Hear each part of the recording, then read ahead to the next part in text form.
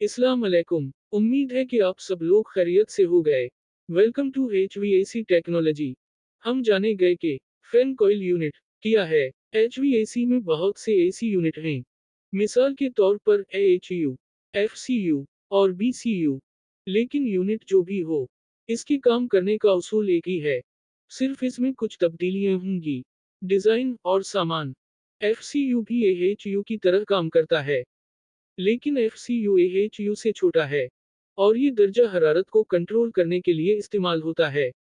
छोटे इलाकों में FCU को डकट के बगैर इंस्टॉल किया जा सकता है या नाली के साथ। सबसे पहले FCU के डिजाइन को देखते हैं। FCU में बिलोर फैन मोटर है। बिलोर के पीछे एक कूलन कॉइल या हीटन कॉइल और इसके पीछे एक फिल्टर होता है। बस इतना ही है FCU का सामान।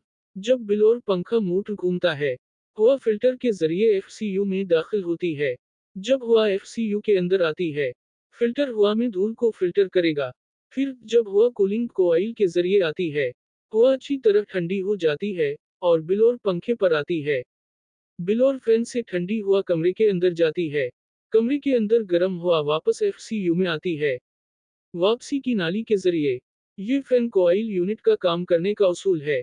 शुक्रिया।